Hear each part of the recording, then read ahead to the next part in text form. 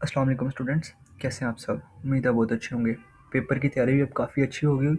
सुबह पेपर भी आपका। तो काफ़ी बच्चे पूछ रहे थे कि पेपर अटैम्प्ट कैसे करने हैं हमने। एमसीक्यूज़ तो आपके हो जाएंगे इंशाल्लाह, फुल मार्क्स भी आ जाएंगे सुबह। प्रैक्टिस इतनी कर ली है आपने। और अभी हम कर रहे हैं ये जो 60 मार्क्स का पेपर है उसको कैसे अटैम्प्ट करने हैं और कैसे उसमें फुल मार्क्स लेने हैं हमने। ठीक है। तो सबसे पहले तो हमारे पास होता है क्वेश्चन नंबर 2, जो कि 18 मार्क्स का है। 6 + 4 × 6 होता है, ऐसे ही है। तो ये इतना पैराग्राफ है, इसको 2 दफ़ा आपने अच्छे से पढ़ना है। समझ लगी? 2 दफ़ा अच्छे से पढ़ना है। जो अंडरलाइन किए हुए हैं इनके मीनिंग्स आपको अच्छे से आने चाहिए।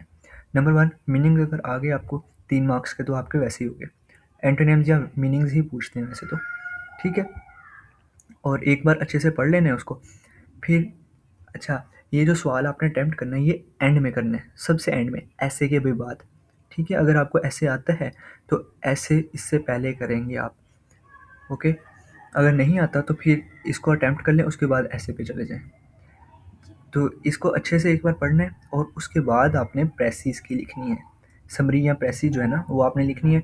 टाइटल तो आप दे ही लेंगे, जो उसमें जो मेजर चीज़ होगी वो आप लिख लेंगे, टाइटल आ जाएगा। इसी तरह जब आप इसको पढ़ेंगे तो समझ आ जाएगी। जब समझ आ जाएगी आपको तो उसके बाद आप इसके क्वेश्चन आंसर्स भी कर लोगे इजीली। ठीक है। अच्छा, वर्ड टू वर्ड नहीं लिखना आपने। एक दफ़ा पढ़ा थोड़ी बहुत समझ आई, दूसरी दफ़ा पढ़ा ठीक है समझ आ गई थोड़ी बहुत और ज़्यादा आ गई। अगर आपके पास थोड़ा और टाइम है तो फिर पढ़ लें, नहीं तो फिर उसी में आप गुजारा करें और अच्छा सा करके उसको लिख दें। एक चीज़ का ध्यान रखें कि वर्ड्स जो अंडरलाइन है ना वो सेम वर्ड नहीं वहाँ पे यूज़ करना आपने, डिफरेंट वर्ड कर लें ताकि आपको 6 मार्क्स में से 5 तो एटलीस्ट मिल ही जाएंगे इसमें फिर। ओके। 75 लेने हैं हमने इंशाल्लाह। नेक्स्ट है पैराफ्रेज करना होता है आपने 3 मार्क्स का पेपर में, इन दो में से कोई एक। अच्छा, पैराफ्रेज में आपने क्या करना है। पैराफ्रेजिंग में जैसे I cried for a while when and then I got mad, इसी तरह। और दूसरा है ट्राई अगेन, तो इसमें मैं आपको बोलूँगा कि आप ट्राई अगेन वाला करो। हम्म, ठीक है। ट्राई अगेन वाले में ये होगा कि आपको इसकी समझ भी आ जाएगी क्योंकि ये ट्राई अगेन फर्स्ट पॉइंट में से ही है, तो उसमें आप इसको अच्छे से कर सकते हो। हाँ, ज़्यादा चीज़ें नहीं डालनी उसमें, जैसे हम उर्दू में तशरीह करते हैं वैसे नहीं करना। थोड़ा बहुत तो इसको लेंथ देनी है, यानी कि 3 से 4 लाइंस में लेके आएंगे आप इसको, बस आपके 3 मार्क्स पूरे मिल जाएंगे। ओके। फिर है read the following poetic extract. अच्छा, इसको आपने पढ़ना है और उसके बाद आंसर्स देने हैं। इसी तरह यहाँ पे लिखा है nature the gentlest mother. Okay. और नेक्स्ट है इन स्पाइट ऑफ वार। अच्छा, in spite of war mainly इसमें से आ जाता होता है पेपर में, लास्ट टाइम भी आया था इन स्पाइट ऑफ वार में। तो ये इसको आपने अच्छे से पढ़ना है। जब अच्छे से पढ़ लेंगे 2-3 आपको चीज़ें समझ आ जाएंगी, जैसे कि एक उसमें राइम स्कीम। ठीक है। वो जो पूछते ही पूछते हैं, 2 मार्क्स के आपको कंफर्म हो गए। इसी तरह फिगरेटिव स्पीच 2 मार्क्स यहाँ पे कंफर्म। अब यहाँ देखो, इधर भी राइम स्कीम है और फिगरेटिव स्पीच है, और यहाँ पे भी ये दोनों सेम सेम है। तो 4 मार्क्स आपके इधर से आ गए। फिर उसके बाद उसमें देखने आपने जो कुछ थोड़ी सी समझ आ गई आपको, बेशक कुछ कोई सवाल भी है, जैसे यहाँ पे इन्होंने बोला है कि which image does the poet use to describe nature. अच्छा, यहाँ पे तो वो इमेज का पूछ रहे हैं ना, यहाँ पे देखो विजुलाइज इमेज, दोनों में एक ही तरह का सवाल है तो आंसर भी एक तरह का ही आएगा। ठीक है, कि जो आपको समझ आती है उस वाले में आप वो फिट करते हैं। इसी तरह यहाँ पे जो सवाल है मॉडल ऑक्सिलरी वर्ब, एबिलिटी है, परमिशन है, पोलाइट रिक्वेस्ट है, नेसेसिटी है, ऑब्लिगेशन है, एडवाइस है, सजेशन है, फ्यूचर प्रिडिक्शन है। इस तरह नेक्स्ट है, इसके कोई से 4 करने हैं आपने। तो इसके कोई से 3-4 हम देख लेते हैं क्या क्या है। पहले तो मॉडल ऑक्सिलरी वर्ब, पहला क्या है, एबिलिटी है तो कैन आ जाएगा। He can lift this heavy box without any help. तो ये 1-2 मार्क्स आपके यहाँ से हो सकता है कि पूरे हो जाएं।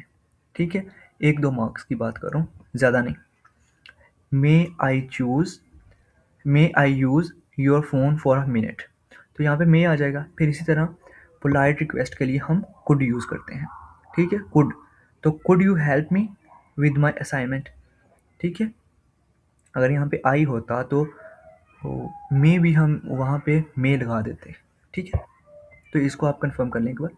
Next, you dash wear are seat belt while driving, necessity और ऑब्लिगेशन है।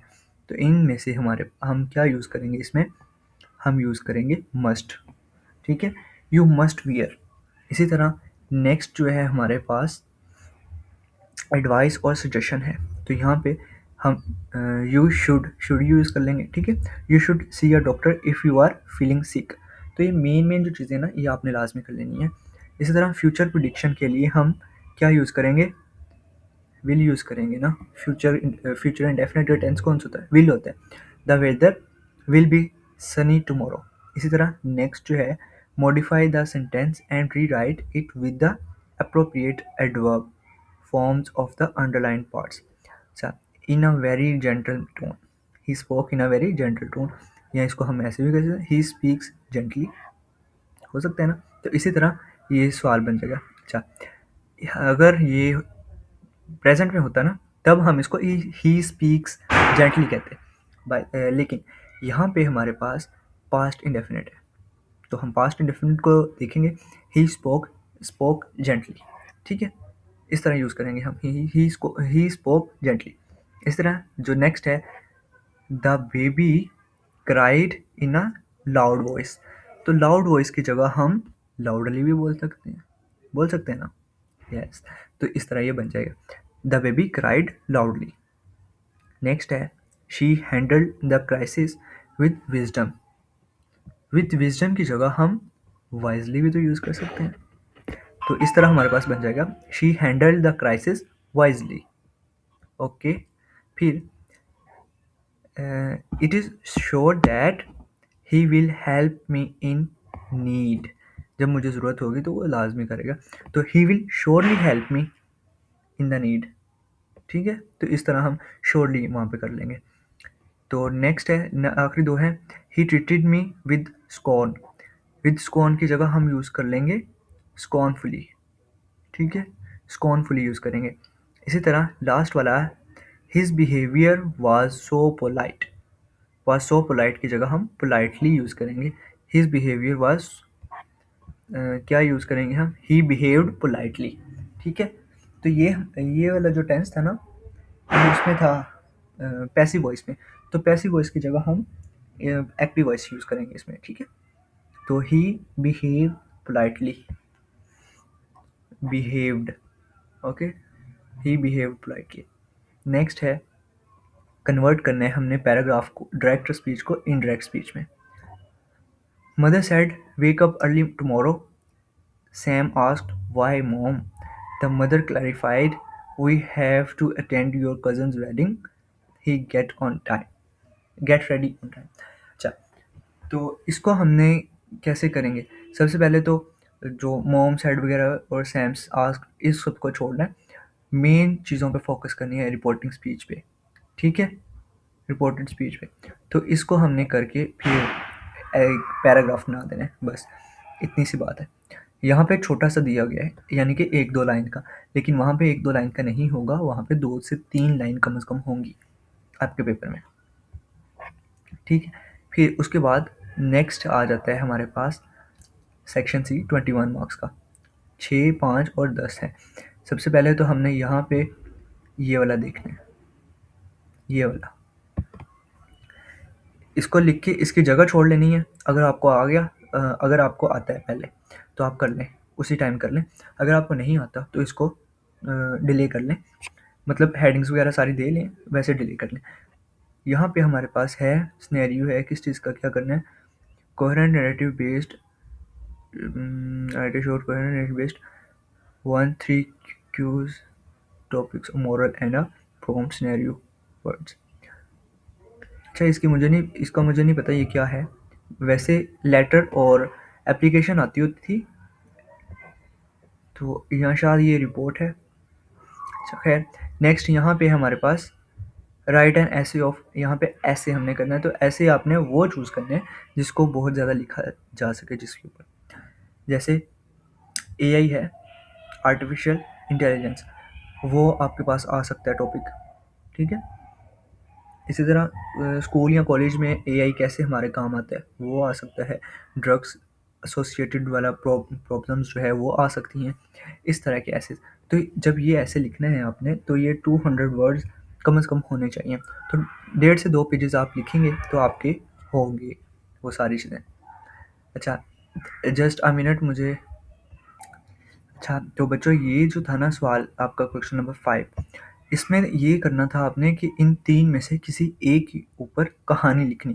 जैसे कहानी हम लिखते हैं ना, फर्स्ट वाला तो देखें, यहाँ पे लिखा है कि अपनी गलती से कोई लेसन सीखा है आपने, तो उसको आपने एक पूरी स्टोरी में बताने कि क्या हुआ था, कैसे हुआ था और आपने क्या सबक सीखा है, वो सारी चीज़ें, ठीक है, इस तरह। और नेक्स्ट है kindness makes the world better, जो हम करते हैं। क्या नाम था यार, सिला रहमी है, सॉरी सिला रहमी कह रहा हूँ, नेकी दुनिया को बेहतर बनाती है। हो,